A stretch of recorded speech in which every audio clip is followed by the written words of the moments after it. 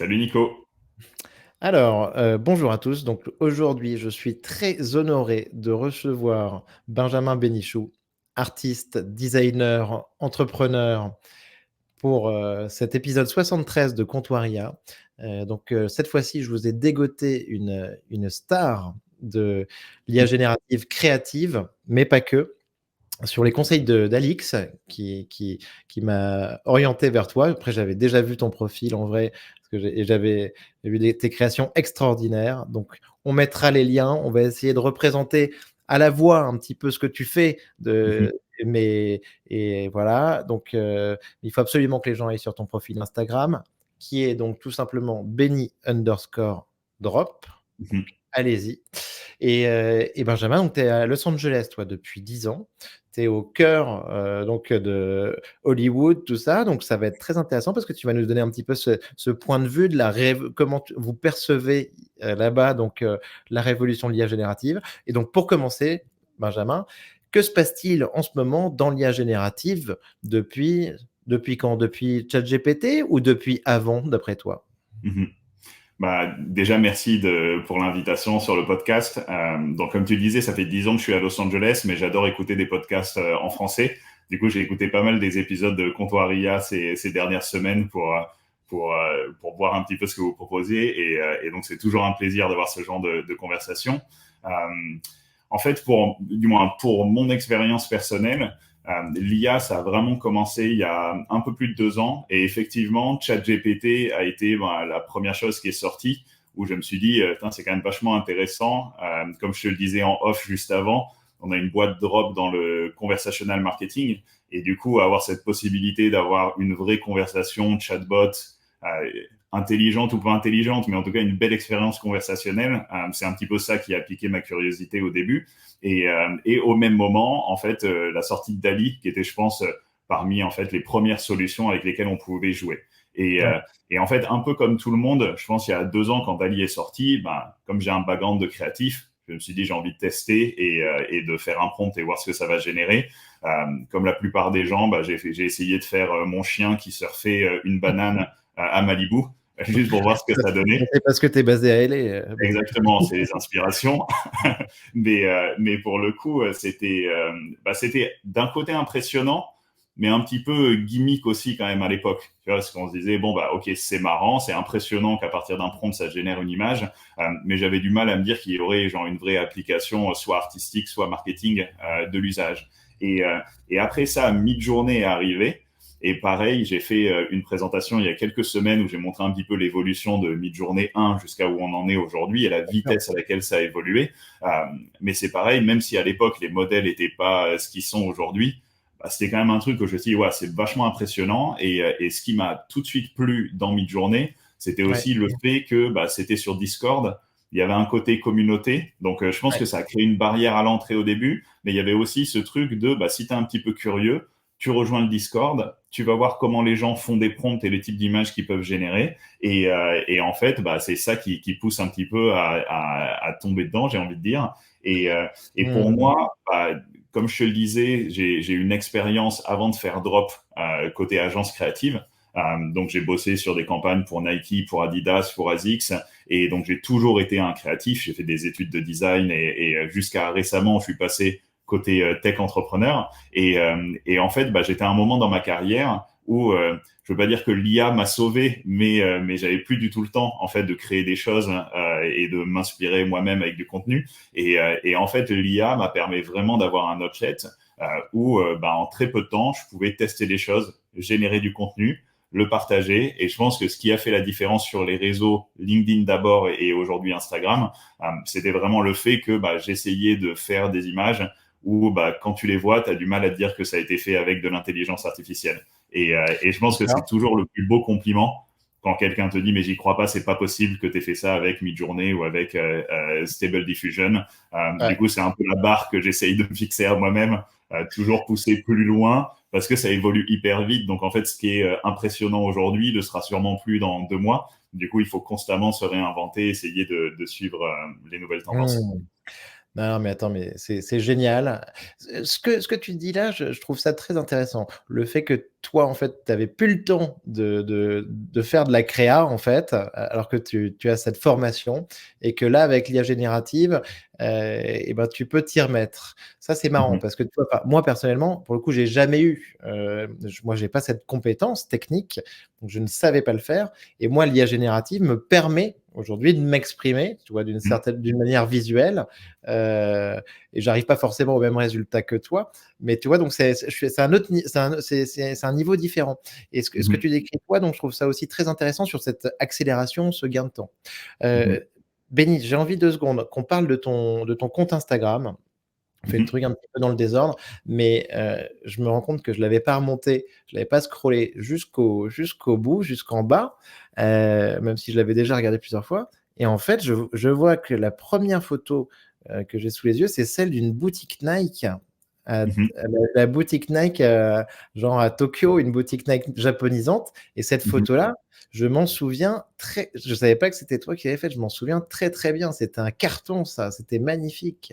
Bah oui, ça a été le premier, du moins, honnêtement, le premier buzz Il y a LinkedIn, je 69 pense, semaines, il y a 69 semaines, tu vois? Oui, ouais, donc ce qui veut dire, allez, ouais, enfin, début 2023. Ouais, trop bien. exactement. Et en fait, ce qui s'est passé, c'est pendant les fêtes, en fait, le break des fêtes 2022, qui était un peu le seul moment pour nous où vraiment les choses se calment. Donc, en général, il y a énorme pic d'activité avec les Black Friday, Cyber Monday, toute cette période-là.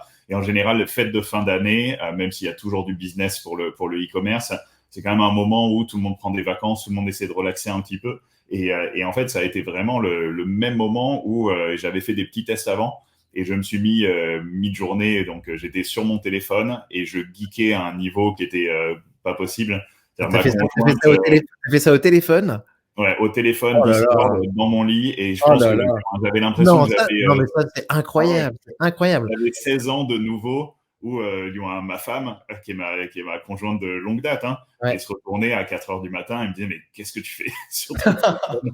Et du coup, j'étais vraiment le mec relou pendant tous les dîners de famille et tout ça, ou avec les amis pendant cette période, où en fait, mon seul sujet de conversation, c'était ça. Je sortais mon téléphone et je leur montrais, mais vous réalisez ce que je suis capable de faire? Et ça a été un peu le premier truc où, forcément, nos amis, c'est quand même un groupe où ils sont soit entrepreneurs, soit créa. Ben, c'est des gens où je pensais que, bah, comme moi, ils allaient être tout de suite absorbés par l'histoire. Et en fait, j'ai réalisé qu'il y avait quand même cette espèce de rejet quasiment automatique de oh, Benny, tu vois, c'est cool ce que tu fais, mais franchement, genre, tu vois, trouve-toi une vie ou fais des choses un peu sérieux.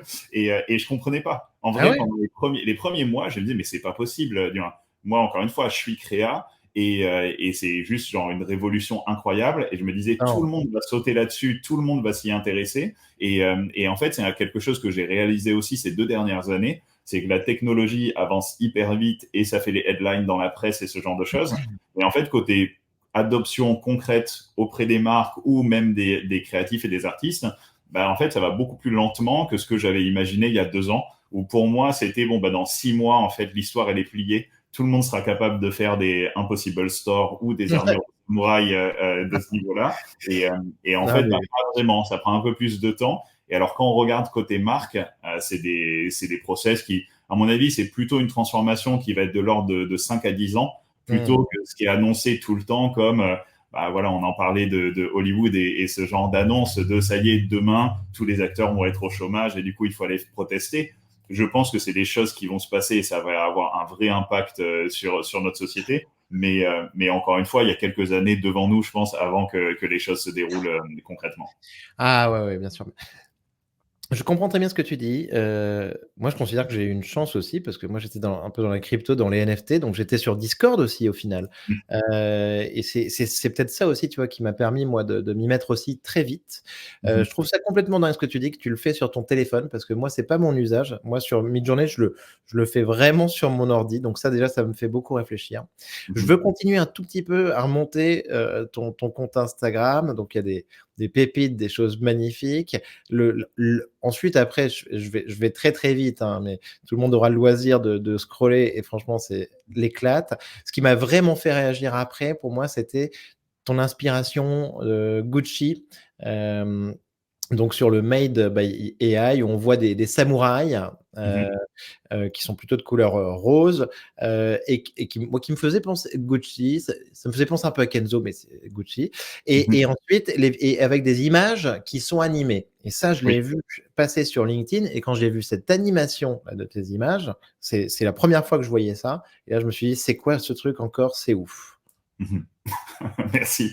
Et bah oui, en fait, l'histoire, c'est pareil. Hein. Ce qui s'est passé, c'est que, donc effectivement, je faisais différents concepts, je postais pas mal de choses. Et d'ailleurs, si effectivement, si tu remontes dans mon feed, tu vas voir qu'il y a des concept stores Louis Vuitton, il y a un Cybertruck Nike. Donc en fait, je testais différentes choses, mais toujours avec cette idée de, bah, je veux sortir des images qui soient impressionnantes et inspirantes, et je veux essayer d'utiliser l'IA pour combiner des choses qui n'ont pas trop de sens entre elles. Parce qu'en fait, c'est ça aussi qui est assez intéressant et c'est un peu tout ce débat sur est-ce que l'intelligence artificielle permet de créer des choses nouvelles ou est-ce que c'est juste une énorme base de données qui va reprendre des images existantes et les régurgiter. En fait, l'idée, c'était de montrer, ben, en fait, si tu prends, donc, je suis un geek, j'ai grandi avec Dragon Ball Z, avec Ken le Survivant, j'ai toujours été fan du Japon et des samouraïs et ce genre de choses. Mais Du coup, j'ai c'était genre, l'impression qu'on est de la même génération, Benny, bah oui, je pense, 1900 85. 80, je suis beaucoup plus vieux que toi. Bon, bah ça va, oui, 1980. mais j'ai une sœur aînée qui est née dans les années D'accord, 80. Du coup, je considère toujours que son influence a eu beaucoup d'impact sur ça moi. marche. Mais oui, mais le truc qui est hyper intéressant, c'était de se dire, OK, bon, armure de samouraï. Encore une fois, si aujourd'hui tu vas sur Google et tu tapes genre armure de samouraï avec des fleurs, tu vas pas Mmh. trouver grand-chose, ou peut-être des DeviantArt avec des illustrations et ce genre de choses, mais pas les images comme celles que j'ai pu générer. Et donc en fait, je me suis dit, OK, je vais prendre ça comme une plateforme et je vais essayer de le combiner. Alors au début, c'était avec des ADN de marque. Donc de dire comment j'arrive à faire des choses où, bah, alors tu dis Kenzo plus que Gucci, et moi, je trouve ça hyper intéressant, mais pour le coup, c'est comment tu arrives à mixer ben, le modèle, l'identité de la marque, des références de design et avoir malgré tout une armure de samouraï qui make sense, même si j'ai fait des armures en porcelaine après qui n'ont pas trop de logique. Et en fait, ça a été la première étape.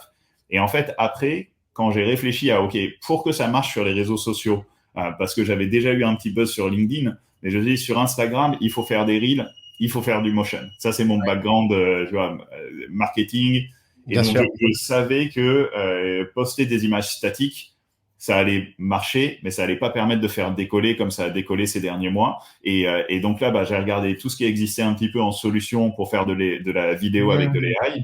Tout le monde utilisait Runway. bien Et je sûr, pense que ça marchait, mais encore une fois, c'est difficilement contrôlable. Il y a un peu des problèmes et en fait, ça cassait le côté très slick et hyper réaliste de mes images. tout à fait. J'ai testé Stable Diffusion vidéo, du moins j'ai testé différents outils. Et quand Ouais, je suis tombé sur l'EIAPix, en fait, ce qui était hyper puissant avec l'EIAPix, c'est que c'est très simple d'utilisation, tu as un peu ouais, moins de possibilités, mais en fait, tu es quand même capable de prendre ton image, créer une depth map, donc de créer de la profondeur avec les AI dans ton visuel, et après ouais, avoir un contrôle sur le mouvement de la caméra. Et donc, en fait, j'ai utilisé ça pour dire, bah, je prends mon image de samouraï, mon close-up, du moins, ces mmh, choses-là, et je vais faire un zoom à l'intérieur, un tout petit mouvement, et en fait, l'avantage de l'EIAPix, c'est qu'on peut exporter en 4K les vidéos qui sont générées. bien Donc, la sûr. qualité est vraiment là. Et sur le sujet Instagram, les Reels, en fait, c'est devenu viral parce que je pense que tu es en train de scroller dans du contenu voilà, ça commence à tourner un peu en rond, les feeds d'Instagram aujourd'hui. Et en fait, là, tu te prends bah, une armure de samouraï avec cette impression que ça va sortir presque de ton téléphone. C'est ça. C'est là où ça a cartonné. Ah non, totalement béni, totalement béni.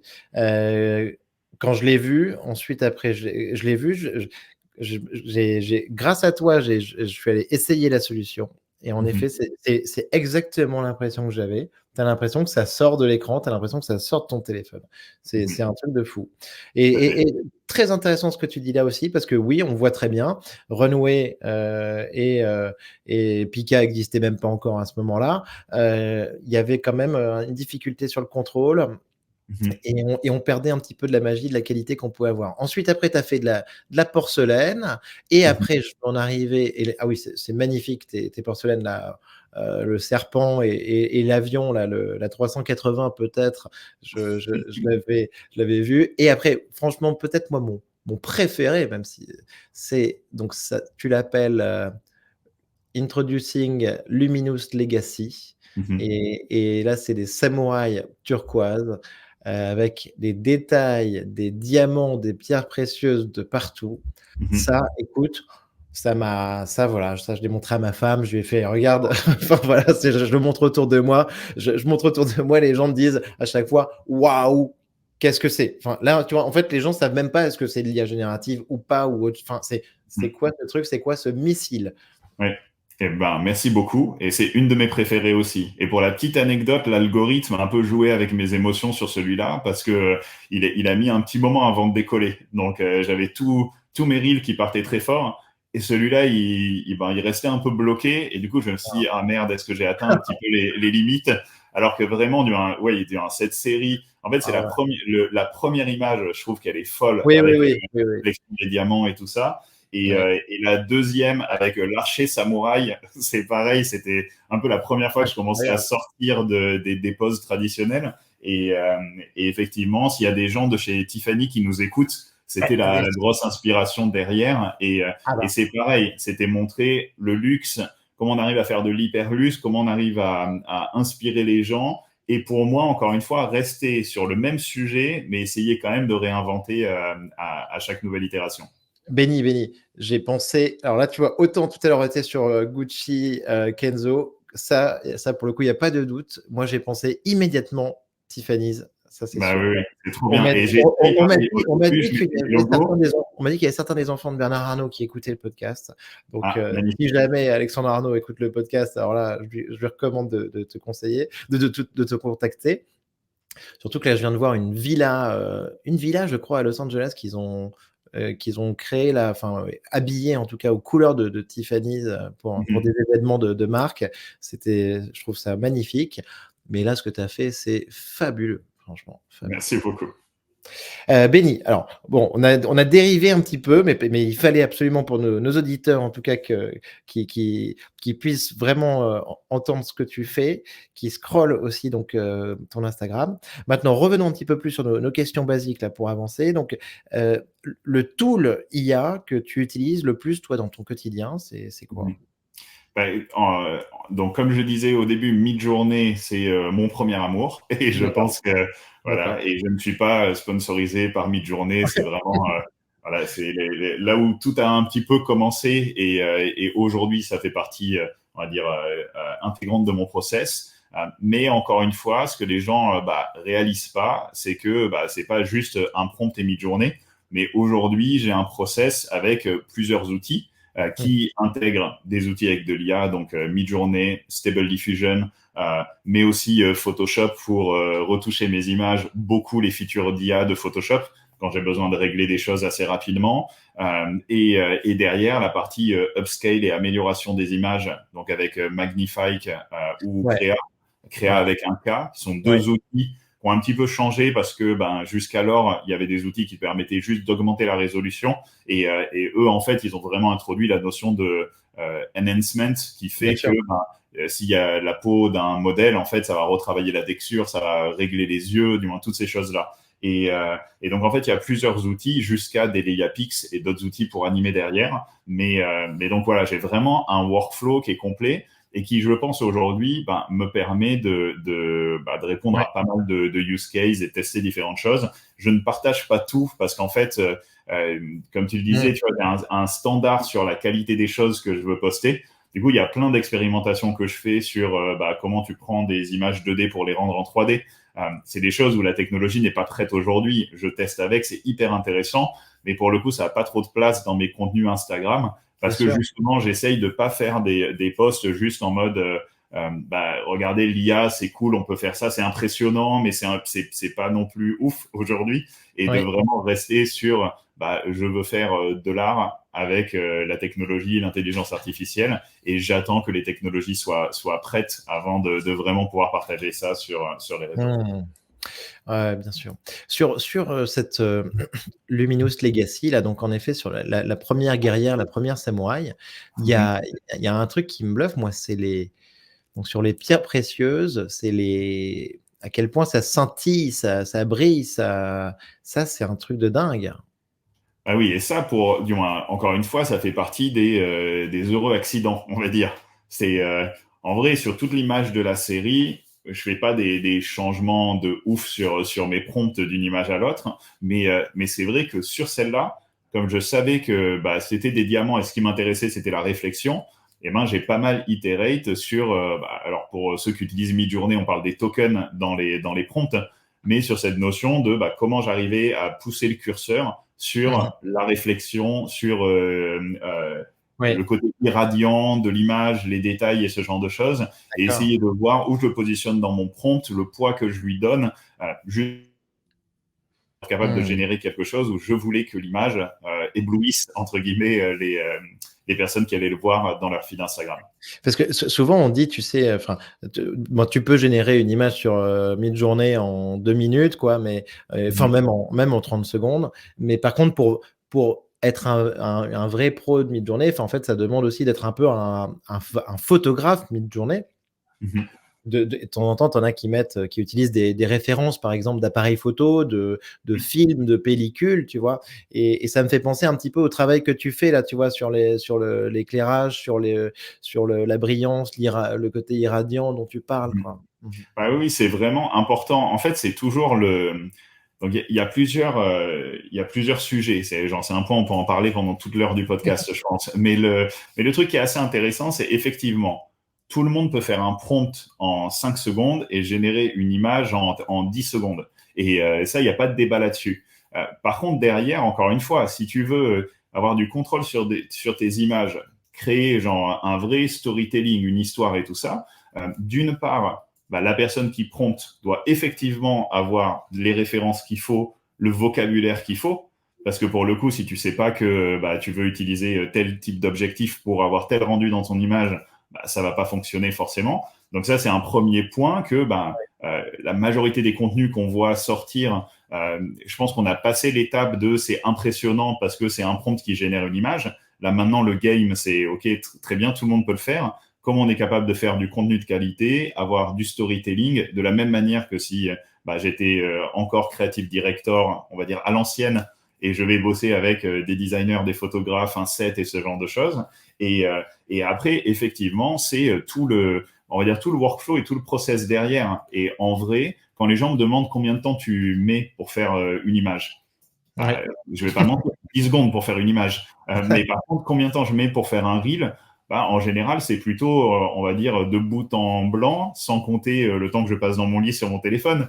On va dire l'équivalent d'une journée. Et parce que ben il y a, je teste une idée. Sur les idées que je teste, ça va marcher ou pas.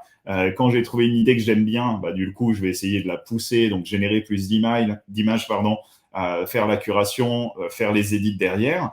Et puis derrière, bah, il faut réfléchir au storytelling du reel. Alors oui, c'est des formats de 6-7 secondes, mais quand même, vu qu'on affiche chaque image, on va dire Ouais. une demi-seconde, donc il y a tout ce taf-là, je prépare, ça passe dans les Yapix, je fais l'édit, je choisis la musique et j'ai un contenu. Et Ouais. donc oui, si je devais prendre l'exemple samouraï avec les diamants, si on devait imaginer demain que Tiffany fait appel à une agence traditionnelle pour créer cette campagne, bah, en termes de coûts et de temps, ce serait exponentiel parce que bah, il faudrait fabriquer l'armure, il faudrait avoir le modèle, il faudrait créer le photoshoot, il faudrait faire tout ce process-là de brief jusqu'à arriver à la création finale. Ouais. Et donc, effectivement, ça donne le tournis quand on se dit que bah, moi, potentiellement, je fais ça en 24 ou 48 heures. Attention, ça ne veut pas dire que si Tiffany m'appelle demain, je fais en 24 ou 48 heures une campagne, mais c'est juste pour donner, du moins, oui, l'efficacité des choses et l'impact que ça a dans n'importe quel process créatif aujourd'hui,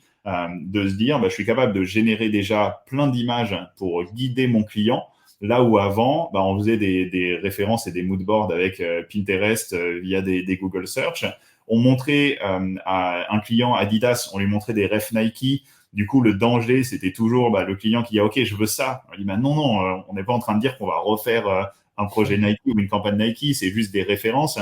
Et donc, en général, il y avait toujours ce problème, et ça, j'en parle de mon expérience côté agence, où on arrive avec un pitch, un concept, et puis après, derrière, il y a l'exécution, et puis au fur et à mesure, en fait, il y a de la distance qui se crée entre l'idée de base et ce qu'on allait livrer. Et là, je pense que c'est une des plus grosses révolutions. C'est vraiment de se dire, en tout cas moi, sur les quelques projets que je prends aujourd'hui où je bosse avec des clients, c'est je leur dis, mais step numéro 1, c'est idéation. On va générer plein de pistes créatives, plein d'images. On va se mettre d'accord sur ça. Et puis une fois qu'on s'est mis d'accord, le challenge derrière, c'est être capable de livrer toujours avec l'IA la campagne finalisée et avoir le contrôle qu'il faut pour s'assurer que le client valide ce qui a été généré.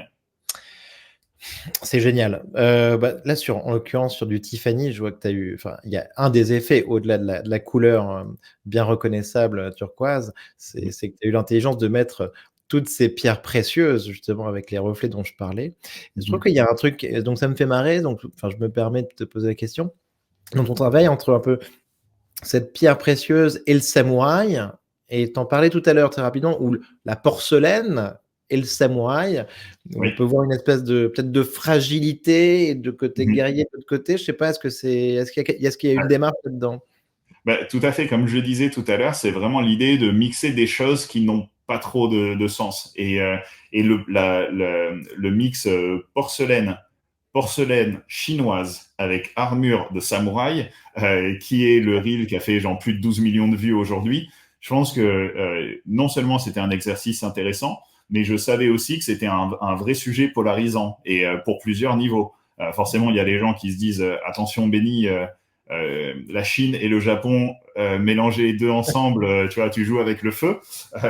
Mais pareil, en fait, genre du moins, j'ai envie de dire à tout le monde pourquoi, tu vois, genre du moins, pas pourquoi, je comprends pourquoi, mais d'un autre côté, c'est ça qui m'intéresse aujourd'hui, c'est utiliser l'IA pour mélanger des choses qui devraient pas être mélangées. Et après, il y avait le côté porcelaine fragilité, pareil, pas trop de logique et je pense complètement comment on dit, impractical en français. Je fais des Jean-Claude Van Damme maintenant de temps en temps. Mais du coup, ça n'a pas de sens d'avoir une armure en porcelaine. Ça doit être très lourd, très fragile. Du coup, ça, c'était un autre point aussi où les gens engageaient beaucoup. Et quelque chose que j'ai découvert, et je me rappelle plus de la ref, mais apparemment, il y a une bouteille de tequila très Ouais. connue qui est en porcelaine comme ça, avec un graphisme bleu. Et en fait, pareil, je voyais beaucoup de gens qui commentaient sur le reel si cette marque de tequila faisait une armure de samouraï. Et donc, je pense que ça, c'est tous ces ingrédients, encore une fois, qui, visuellement, c'est beau, c'est engageant. Mais en plus, il y a un vrai concept. Du coup, ça fait engager. Et en fait, derrière le côté diamant, pierre précieuse, c'était prendre un petit peu le contre-pied. Dire, le diamant, c'est donc pareil, impossible, je pense, ou très cher, très compliqué de faire une armure de samouraï avec des vraies pierres précieuses, mais ça reste le matériau le plus solide au monde. Du coup, est-ce qu'un samouraï qui porte une armure comme ça, s'il prend un coup d'épée, est-ce que ça arrête l'épée ou pas? C'est des choses à tester et voir si ça reste une hallucination dans l'esprit de Benny ou si c'est quelque chose qui pourrait exister dans la vraie vie. Je pense il peut briser une glace, une vitre avec ses diamants, en tout cas. Exactement.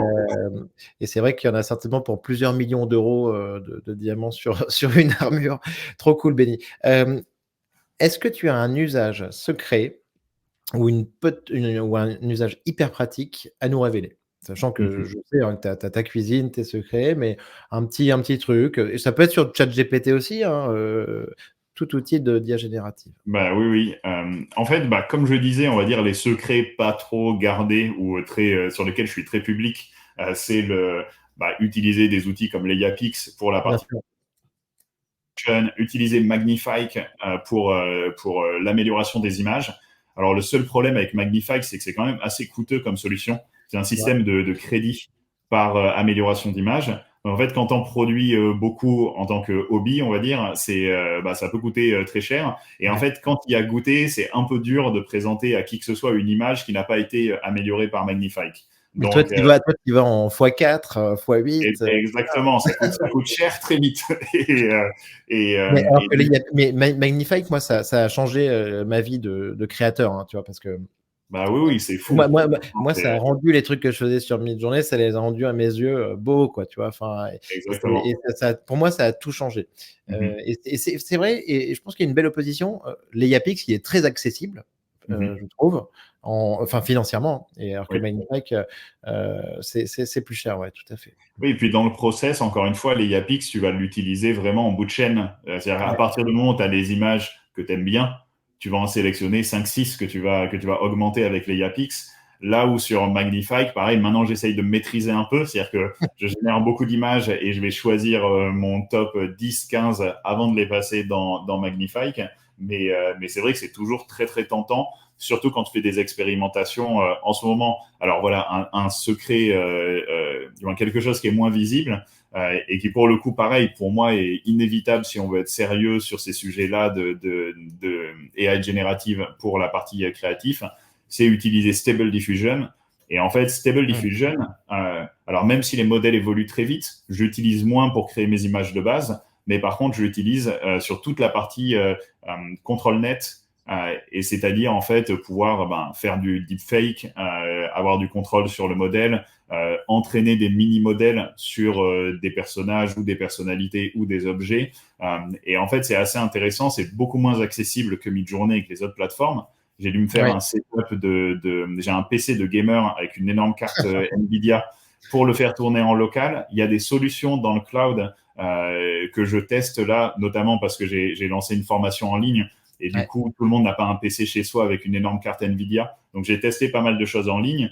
Ça marche bien, mais c'est extrêmement lent. Et du coup, c'est un petit peu démotivant quand tu as l'habitude maintenant de faire un prompt dans Midjourney, d'avoir ton image qui sort tout de suite. Mais Stable Diffusion, c'est vraiment pour moi le next level.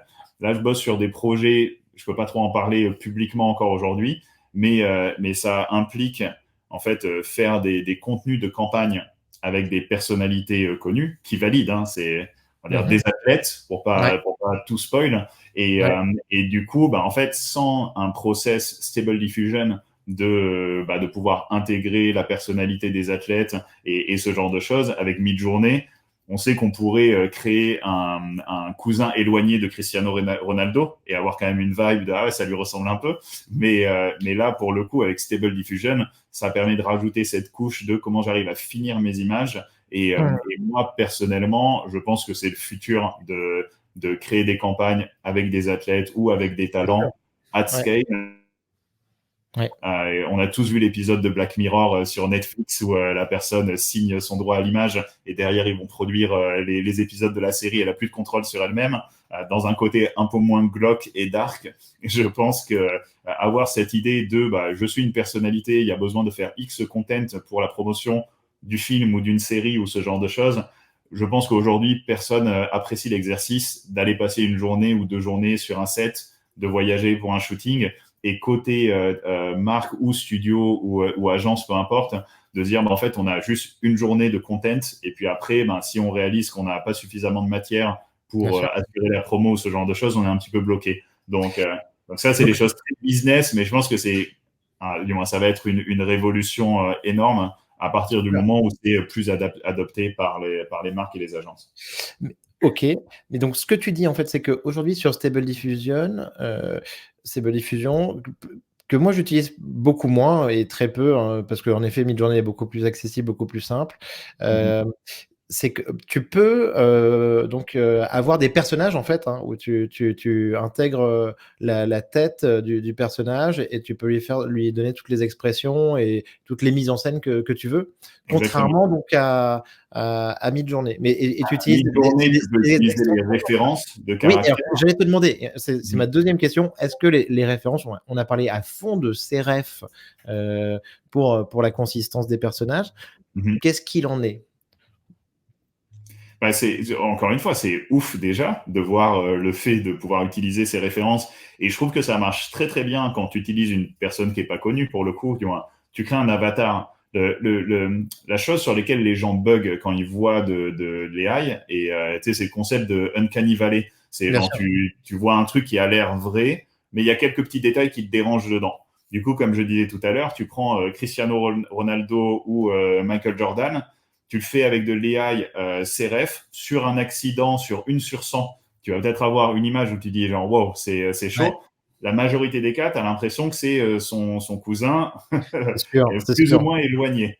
Et, c'est sûr. Et j'ai essayé avec moi, j'ai essayé avec. Voilà, tu le fais pour toi-même. Et du coup, c'est ça qui est intéressant. C'est-à-dire que si tu montres une photo où toi, tu t'es mis en ref, les gens. Ah ouais, il y a un petit air. Hein.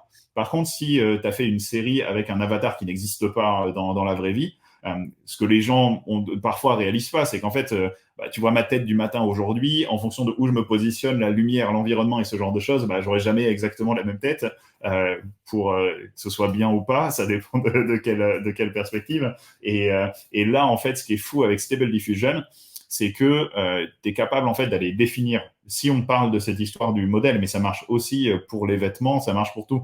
Et en fait, tu es capable de dire, je vais me concentrer, donc j'utilise mon CRF côté mid-journée, je génère un avatar qui est close enough de mon modèle, et derrière, je vais venir finaliser ce contenu-là avec Stable Diffusion en utilisant encore une fois plus d'images de la personne et en disant, viens me retravailler, viens mettre un masque par-dessus ce visage-là. Tu Et, vas, tu vas face swapper avec Stable Diffusion. exactement, en dernier step. Et du coup, ça, c'est billion dollar ID et référence. Mais en fait, c'est ouf parce que ça permet encore une fois d'amener les choses jusqu'au bout sur la création du contenu et de faire des choses qui sont réalistes pour imaginer demain une application campagne marque en dehors de ce qui a été fait ces 2 dernières années, qui était pour moi plus du flex, on va dire intelligence artificielle. Voilà, on est Coca-Cola, on veut dire qu'on a utilisé l'intelligence artificielle, mais en vrai, moi, ce qui m'intéresse, c'est on est Nike et on fait notre prochaine campagne avec LeBron James.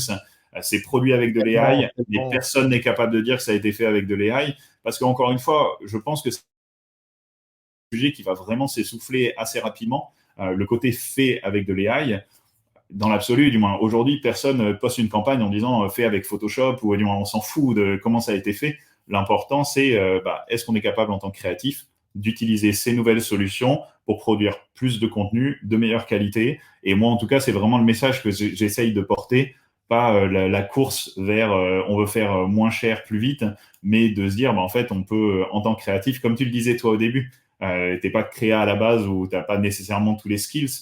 Tu es capable maintenant de créer des images. Et en fait, pour moi, les créas, le challenge, c'est de se dire comment je suis capable de level up aussi, parce que si tout le monde est capable de générer des images, il va falloir être capable aussi de se step up et de justifier sa contribution dans le process créatif, que ce soit en tant qu'artiste ou dans un cadre de collaboration avec une marque. J'adore ta vision et c'est sûr quand tu dis c'est billion, voire many billion dollar compagnie de pouvoir remplacer en fait et mettre toutes les stars que tu veux avec toutes les marques que tu veux dans toutes les scènes. C'est un truc incroyable. En fait là tu me fais enfin franchement, mais je me demandais en fait tu vois est-ce que c'était une contrainte technique côté mid-journée? À un moment, je me suis dit non, mais c'est parce que tu vois, ils ont peur qu'il y ait trop de deepfakes, d'avoir des problèmes, tu vois, donc ils bloquent un petit peu le fait de pouvoir faire des personnages, tu vois, à ton effigie ou à l'effigie de quelqu'un. Toi, tu penses que c'est vraiment une contrainte technique à la base? Oui et non. Alors déjà, pour Midjourney, ça opère comme une black box. En fait, personne sait vraiment.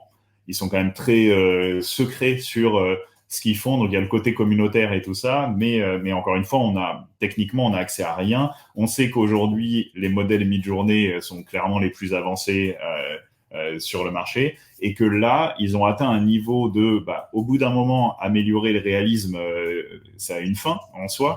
Et comme tu dis, depuis quelques mois, c'est les références de personnages, les références de style et essayer d'évoluer là-dessus. Alors, est-ce que c'est une question technique? Est-ce que c'est une question stratégique pour eux, justement, pour essayer de se concentrer sur ce que ne fait pas Stable Diffusion aujourd'hui? C'est un peu dur pour moi de donner la réponse, il faudrait leur poser la question à eux. Mais en tout cas, aujourd'hui, il y a ce qu'il faut dans le workflow pour être capable de travailler entre Midjourney et les autres outils et arriver jusqu'au bout. On sait que Apple est à fond sur les sujets. J'en parlais avec Fred de Fred et Farid, régulièrement on se parle de ces sujets AI et tout ça parce que on voit à quel point ça évolue. Et en fait, c'était assez intéressant de se dire que en vrai, le côté les applications, il faut juste attendre qu'un Apple se mette vraiment sur le sujet pour faire le Midjourney accessible au commun des mortels, du moins à tout le monde. Et je pense que ça va arriver au bout d'un moment. Mais et du end-to-end sans avoir à faire l'orchestration d'outils facile et drag and drop des images de référence et puis toute la magie se passera derrière. Est-ce que ça va arriver encore une fois dans un an? Ils n'ont pas été très véloces jusqu'à maintenant sur le sujet.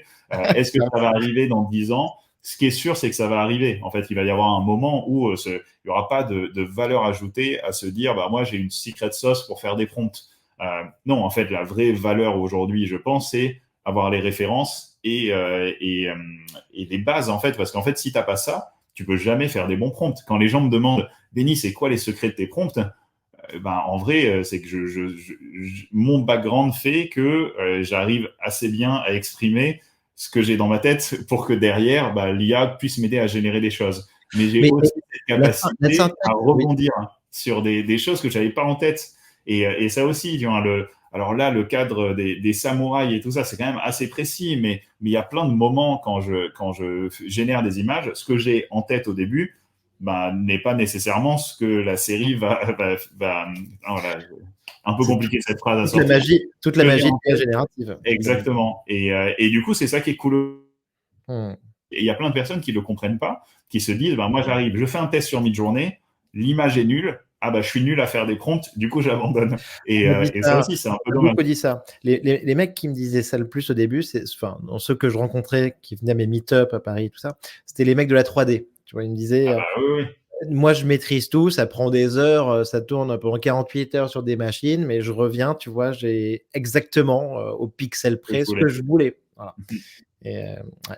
Et je pense que c'est souvent on va dire, 3D artiste créatif euh, traditionnels, on va dire, qui n'ont pas utilisé les AI, je pense que c'est vraiment aujourd'hui le groupe qui rejette le plus en masse. Et en fait, ça a du sens parce que ben, quand tu as passé 5 ou 10 ans à apprendre à utiliser des logiciels de 3D, on sait à quel point c'est chaud et que c'est pas juste, encore une fois, bah, faut être capable de faire des modèles. Mais après, il y a toute la partie rendu, texture, lighting. C'est vraiment, des process où, oui, pour le coup, tu es un peu dégoûté quand tu as passé 10 ans à faire ça et que tu vois l'IA arriver et c'est pas la même chose encore aujourd'hui. Mais en fait, combien de temps ça va prendre? Et pour moi, je considère que si tu sais bien dessiner, si tu sais faire de la 3D, du moins tous ces skills-là sont pas à mettre à la poubelle. Parce que pour le coup, en fait, ça va te permettre, c'est bah, si tu es un bon illustrateur, tu fais un sketch rapidement, et ben en fait, tu vas pas passer derrière une semaine de plus à faire des tests de rendu de couleurs, de matière, d'outline et ce genre de choses.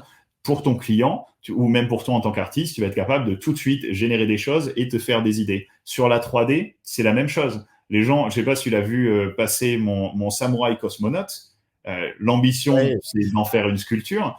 Et en fait, ben, ça part d'un sketch, un modèle 3D, et puis par contre, derrière, bah, je ne vais pas passer une semaine à faire des tests de rendu de matière, de couleur, d'éclairage et ce genre de choses. Et ben ça, une fois que j'ai cette base-là, ça passe dans Stable Diffusion, j'utilise ControlNet, et donc je suis capable de tester différentes choses. Et je l'ai posté en demandant à mon audience, en fait, c'est quel modèle je devrais sortir en premier, pour faire de l'engagement, mais aussi parce que c'est méga intéressant de pouvoir donner du choix et me dire, bon, bah, en vrai, tout le monde a l'air très chaud sur la version bronze.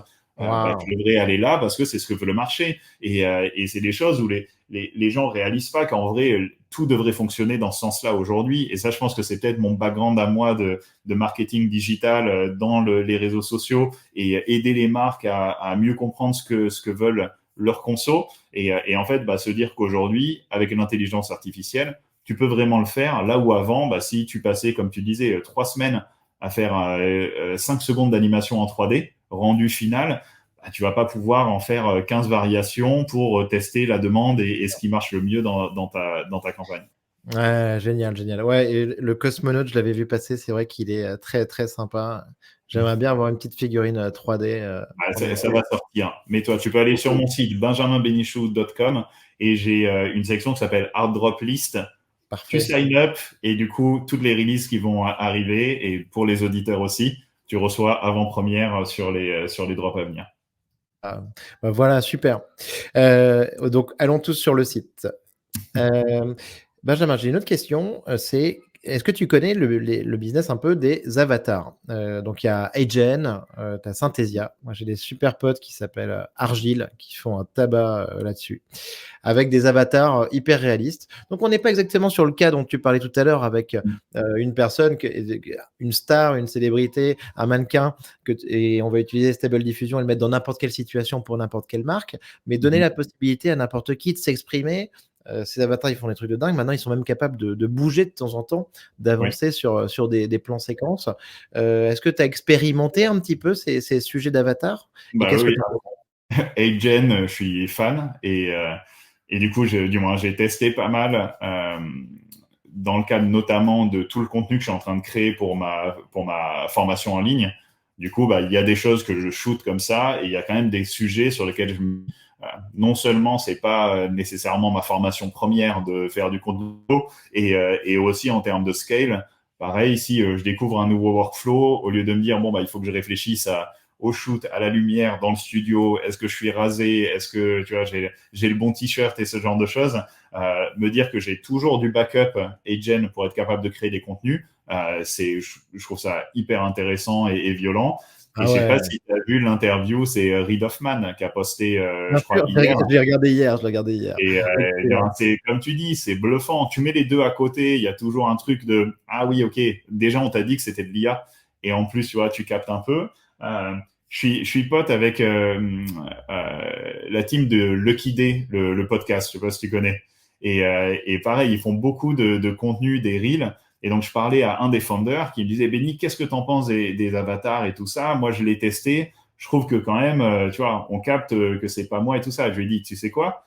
Toi, normal, tu le regardes toi ou tu le montres à tes amis, tout le monde va dire, il y a un truc chelou, tu parles pas comme ça dans la vraie vie. Teste, fais un reel, shoot ton empreinte dans un cadre qui fait très réaliste, naturel et tout ça. Commence pas à être tout rigide dans ta vidéo, sinon ça va être bizarre. Et partage le reel et ne dis surtout pas que c'est fait avec de l'IA. Juste, et après, derrière, tu peux le dévoiler à ton audience. Et en fait, il a posé la question après. La majorité des gens ont dit, bah, non, on n'avait pas capté. Non, Et mais c'est surtout sûr. sur les réseaux sociaux, du moins, tu lis les sous-titres, c'est très rare que tu actives le son. Et quand tu vois des clips comme ça qui tournent vite, donc c'était un peu l'expérimentation que du moins moi Ouais, j'ai bien pas faite sûr. en mon nom, mais qui était assez intéressante de voir que l'audience il voit que du feu quand Mmh. ça passe comme ça. Non, non, mais c'est super intéressant et tu vois, alors moi, je fais des formations sur l'IA aussi. C'est certain que, tu vois, de temps en temps, il y a des moments où tu as pas envie forcément de te mettre devant la caméra et de t'enregistrer. Alors là, ton Mhm. un bon avatar fine tuné, Agent, là, c'est quand même extraordinaire. En Tout à plus, fait. si tu l'alimentes avec ChatGPT, alors là, ça va très, très vite. Mhm. Et ensuite, non, mais tu as raison et moi, ce que je vois là avec mes copains d'Argile, c'est que ça devient, complètement indistinguable de la réalité. C'est Mhm. l'évolution qu'on a eue sur la photo, ultra réaliste avec Midjourney. On a la même évolution sur ces avatars et moi, ce que Oui. me disent même mes potes, tu vois, c'est de se dire, je pense que ça, c'est une vision, tu vois, un peu poussée, mais qui m'intéresse beaucoup, c'est de dire: «Dans le futur, les gens vont communiquer avec leur avatar, plutôt qu'envoyer des tweets, plutôt qu'envoyer des WhatsApp, tout ça, tu vois? Oui. C'est, disparition du texte au profit de l'avatar instantané qui parle à ta place, quoi, tu vois? Oui. Et ça me parle aussi ça, tu vois? Enfin, ça me parle. Bah oui, oui, du moins je pense que c'est une évolution normale et c'est pareil, ça dépend des contenus, ça dépend de beaucoup de choses, mais de la même manière qu'aujourd'hui, si tu fais un contenu pour les réseaux, il y a quand même plus de chances que tu l'édites sur une application type CapCut ou ce genre de choses. Et maintenant, bah, tu as des captions qui vont te faire toute la variation de tes contenus, le sous-titrage, toutes ces choses-là. En fait, c'est juste devenu normal, c'est la manière de faire du contenu. Il y aura toujours des gens qui vont dire oui, mais c'est un peu triché et tout. Bah, en fait, non, c'est toi qui as créé le contenu, c'est toi qui l'as quand même produit, c'est ton avatar. C'est juste que c'est la manière aujourd'hui de faire du contenu et je pense que c'est encore, ça fait partie des choses où le nombre de personnes ou le nombre de boîtes qui l'ont adopté, ça reste à la marge avec un Bien sûr, potentiel énorme derrière c'est énorme, de gérer tout ça. potentiel énorme. Mhm. Benny, il faut qu'on accélère parce on a trop de sujets passionnants. Il faut qu'on tienne le format et je veux t'entendre absolument sur quelques sujets très importants. Donc je vais faire plus vite. Donc mon point d'après évidemment, je veux avoir ton avis sur Sora. sur Sora. Et ton avis à toi, et si tu peux me dire un petit peu, à Los Angeles, tu as la chance d'être à Hollywood, comment ça a été ressenti? Est-ce que ça a été un choc? Est-ce que c'est cool? Est-ce que tu as des attentes? Est-ce que tu avais des trucs qui te plaisaient? Enfin, Sora. Voilà. Ah oui, oui. Bah, honnêtement, tu vois, c'est l'autre tsunami, on va dire, hein, dans le monde de l'AI générative. Parce que quand c'est sorti, là où tu avais des Runway, des Pika qui faisaient des trucs sympas, là, on est Tellement, arrivé sur un truc de, putain, c'est ouf. tellement. Voilà, on va être capable de faire Je un commençais à prompt m'améliorer, et je de commençais à générer. m'améliorer sur Runway, je commençais à me Bah sentir oui, bien oui, sur oui. Runway, Tu tu dis, vois? ça sera- J'étais avec le motion brush et d'un coup je vois ça, je fais: «Ah ça c'est» tu vois? Tout à fait. Donc ça, c'est fou. Franchement, j'ai hâte de pouvoir tester. D'ailleurs, si n'importe qui peut avoir Early Access ou autre, je suis preneur. Mais j'ai vraiment envie de voir encore une fois, est-ce que, parce qu'on en a vu beaucoup cette dernière année, de cas où tu as Google ou Alibaba ou tu vois, OpenAI qui font des grosses annonces, qui tissent des choses incroyables. Et en vrai, le modèle est toujours pas accessible. Tu vois. Et donc ça, c'est un petit peu la réserve. C'est-à-dire, je me dis, ok, c'est vraiment impressionnant, mais est-ce que ça va être un cas où pour le coup, bah, en termes de ressources sur ta machine, en termes de workflow, est-ce que les vidéos incroyables qu'ils nous partagent ont été faites à partir d'un prompt et la majorité des essais te gèrent des trucs de fou, ou est-ce que c'est un peu à la runway, une chance sur 100 de faire quelque chose qui a du sens? Euh, Tout en sachant que quand tu génères de la vidéo, c'est beaucoup plus long et coûteux en ressources que quand tu génères une image. Donc en fait, ça, c'est un petit peu, voilà, j'attends de tester pour voir. L'impact, alors moi, je suis pas nécessairement trop plugué ici dans l'entertainment, même si je connais quelques personnes qui bossent soit côté studio, soit sur des shows et tout ça.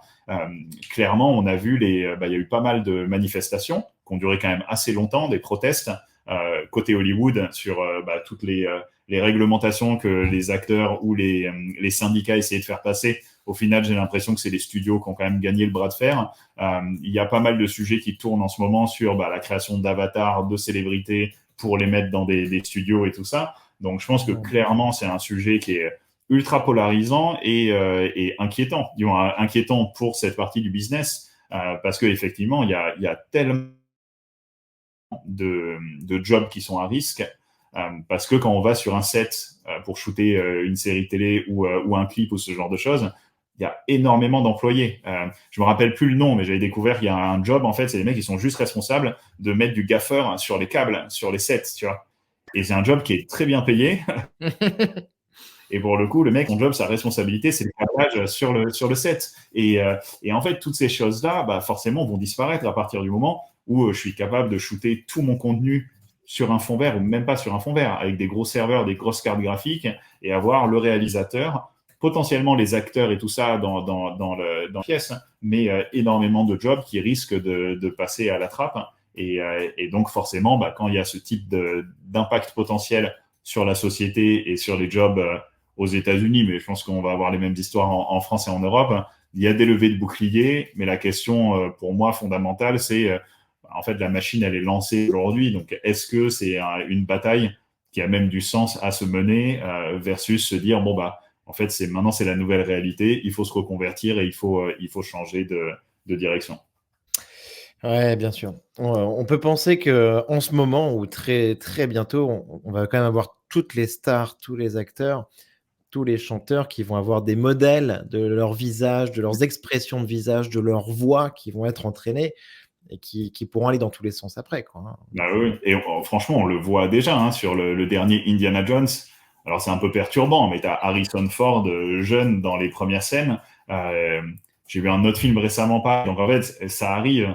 Et c'est pareil, la question c'est demain, bah, oui, les célébrités d'aujourd'hui vont avoir leur modèle, mais la possibilité de refaire une série télé sur Le Parrain avec Al Pacino ou Marlon Brando de l'époque, dis-moi, c'est des choses qui sont quand même assez ouf. Et en vrai, il n'y a pas trop de raisons que ce soit pas possible d'y arriver.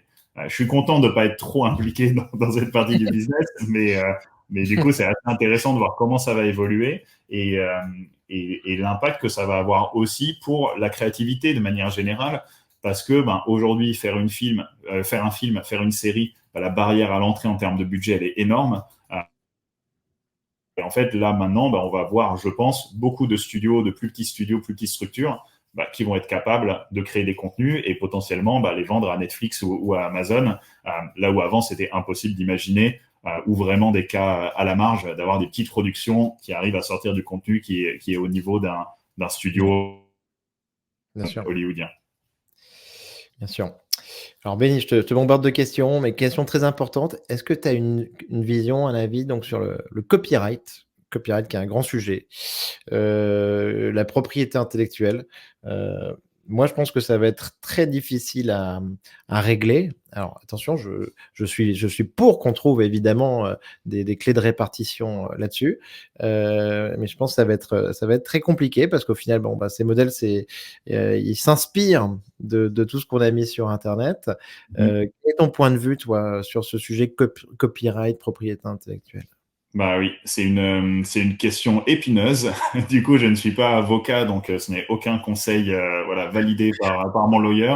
Mais ma perception de la chose, en fait, c'est un peu comme tu le disais, ces modèles aujourd'hui, je pense que la boîte de Pandore a été ouverte et en vrai, tous ces modèles sont self-sufficient. Donc, ils évoluent, ils s'entraînent d'eux-mêmes, donc il n'y a plus besoin d'aller chercher du contenu en plus. Et comme tu dis, aujourd'hui, être capable de remonter dans les modèles de mid-journée de Stable Diffusion pour retrouver les empreintes de ah oui, c'est tel artiste ou tel photographe ou telle marque et tout ça. Je pense que ce sujet est pas pertinent. Il y a plus la possibilité de le faire.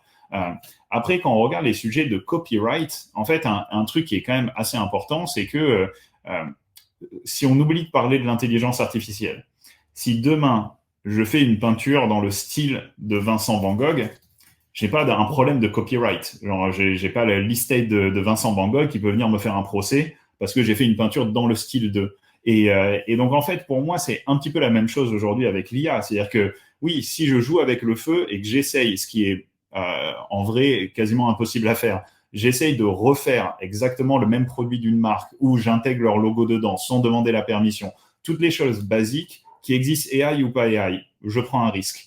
Par contre, je fais une armure de samouraï avec le bleu turquoise Tiffany et des diamants, honnêtement, je pense pas qu'il y ait un case copywriting possible parce que je n'ai pas recréé un objet ou un produit que la marque Intel a déjà fait. Et donc, je pense que c'est ça au final le plus important. Et quand les gens ont l'impression que tu utilises un modèle d'intelligence artificielle, qu'en fait c'est juste une énorme base de données d'images et ça va ressortir l'image telle quelle, c'est pas vrai. Alors, Oui, si tu promptes, imagine une pomme, il y a des grandes chances qu'il va sortir une pomme parce que ça existe. Par contre, si tu lui demandes de faire une pomme en porcelaine incrustée de diamants à la pointe du mont Fuji, il y a très peu de chances en fait que cette image-là ait existé, ou peut-être, du coup, il faut faire une petite recherche pour vérifier. Et ça, en fait, c'est totalement nouveau. C'est l'AI qui a mélangé plusieurs choses ensemble, qui a retiré le bruit dans l'image, et ça a créé quelque chose qui est totalement nouveau. Donc, alors moi, là, c'est justement un truc que je c'est fais. très intéressant, hein, ce que tu viens de dire. C'est la nouveauté, la créativité, mais surtout la nouveauté sur l'IA. On a eu beaucoup de critiques sur les perroquets stochastiques qui étaient incapables de créer quelque chose de nouveau. Oui.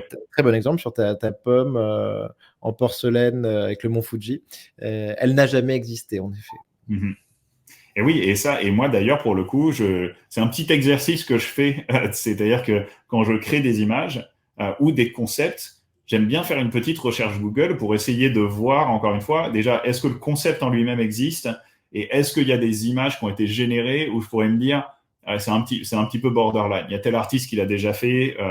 Encore une fois, quand je fais un mix, on va dire, avec quelqu'un de connu, je le dis parce que ça m'intéresse, encore une fois, de dire, voilà, j'utilise Jeff Koons en référence pour créer une nouvelle sculpture, mais encore une fois, quelque chose que Jeff Koons n'a jamais créé aujourd'hui et plus dans cet exercice de mélanger des références. Mais après, l'espèce de fantasme de beaucoup de gens qui se disent que oui, ça ne fait que prendre du contenu et le sort tel quel. Pareil, on peut faire l'argument qu'aujourd'hui, n'importe quel créa, n'importe quel artiste fait des recherches de références, fait du mood board, fait des sketchs.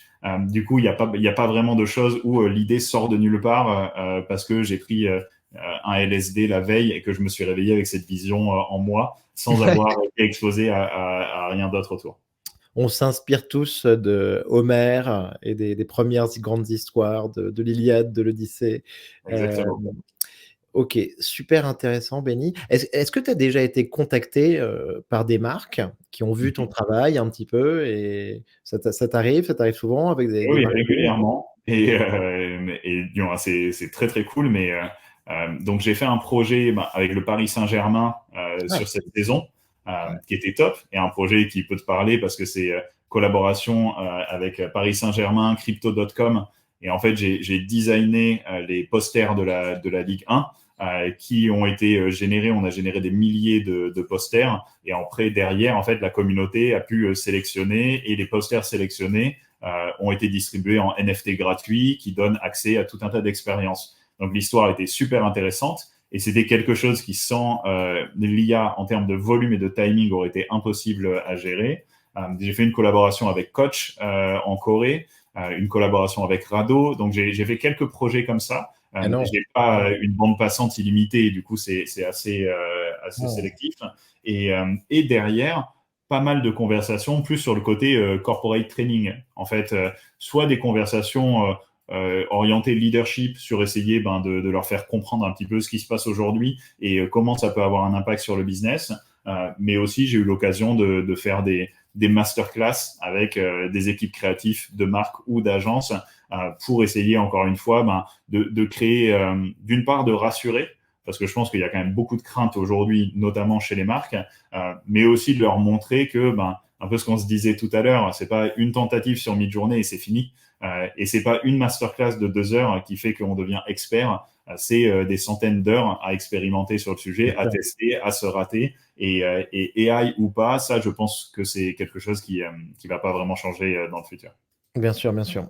Génial. Est-ce que tu connais une agence qui s'appelle, Détroit, de Jonathan Gilbert, qui est un copain à moi, Mhm.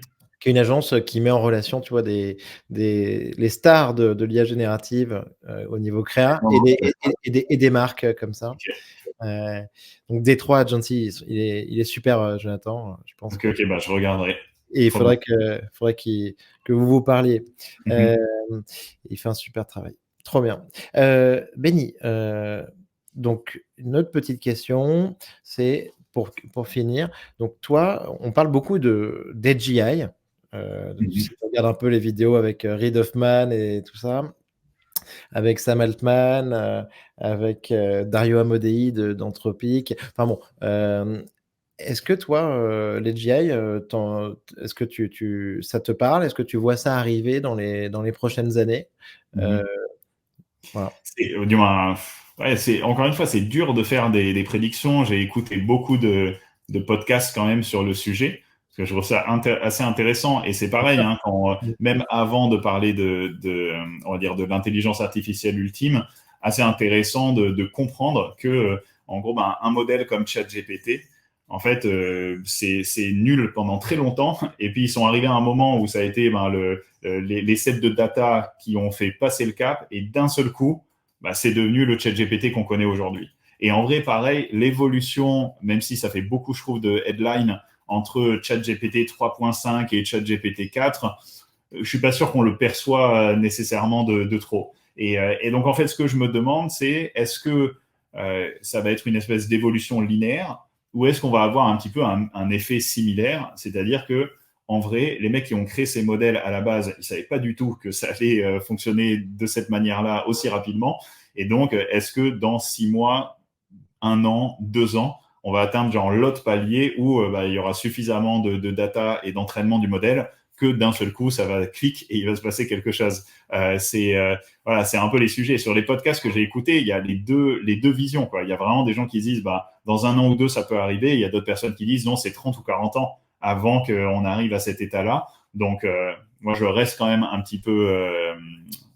Je suis pas un expert nécessairement sur ces sujets-là, mais en tout cas, je trouve ça hyper intéressant. J'ai lu encore une fois un article hier sur le fait que les robots humanoïdes, ça allait être quelque chose de très sérieux sur les 5-10 prochaines années. Donc, en tant que nerd et fan de science-fiction, est-ce que j'ai envie d'imaginer demain que j'ai un robot de maison qui est mon ami, avec qui je peux échanger, collaborer, qui peut aller, alors j'allais dire un truc pas très cool d'aller chercher mes enfants à l'école, peut-être pas, mais Ranger les jouets que mes enfants mettent voilà, dans le salon. ranger les jouets, l'enfer de tout parent, ranger les jouets, faire la cuisine, tous les trucs que tu n'as pas envie de faire pour pouvoir te concentrer sur ce qui est la valeur d'être un être humain et engagé avec les autres et ce genre de choses. Moi, je suis toujours côté positif des choses, peut-être un peu naïf, mais j'imagine mal un monde où d'un seul coup, voilà, on suit la machine et on fait plus rien, mais de dire il y a quand même plein de tâches, que ce soit dans le business ou dans le perso, qui sont relous en vrai que personne aime faire. Et du coup, Sûr. si ces trucs-là, on peut s'en dédouaner tout en gardant le niveau de qualité qu'il faut, je pense que ça va nous permettre de faire plus de choses qui sont importantes en tant qu'être humain. Génial. Je partage tout à fait cette vision. Moi, je pense que ça peut arriver assez rapidement et, et que ça peut être en tout cas un champ. Enfin, on vit une époque formidable, selon moi déjà, avec cette IA générative. Benny, la dernière question. Ton livre ou film de science-fiction préféré? Mhm. Sachant que tu viens de nous confier que tu étais un gros geek, un gros nerd. Donc, j'espère que tu vas nous sortir un truc sympa. Ah bah oui, mais c'est dur parce que déjà c'est dur d'en choisir un et c'est dur de pas sortir un truc un peu bateau ou spécial. Mais mon film préféré de tout temps que j'ai vu je pense 150 fois et qui ne vieillira jamais, c'est Retour vers le futur. Et, euh, et ça, je pense que ça Ah m'a oui, oui. marqué profondément. Il Et y a une petite McFly, DeLorean derrière moi, tu vois, genre elle est là, elle m'accompagne. parfait. Eh Et oui. ouais, du coup, Retour vers le futur numéro un. En vrai, Terminator, c'est aussi dans le top 10 Terminator 2. Bah Ah oui, bah, forcément. forcément, bien sûr. Même si la scène Génial, d'arrivée de Terminator 1 est quand même assez ouf. c'est vrai. Benny, merci beaucoup, merci pour tout, c'était Merci à passionnant, toi. c'était un énorme épisode. Bravo pour ce que tu fais. Tout le monde, allez regarder l'Instagram de Benjamin, Benny Drop, Benny_drop. Et franchement, c'était trop cool. On va suivre de très très près ce que tu fais, c'est magnifique. Franchement, bravo. Merci à toi. Merci Benny, ciao. Ciao.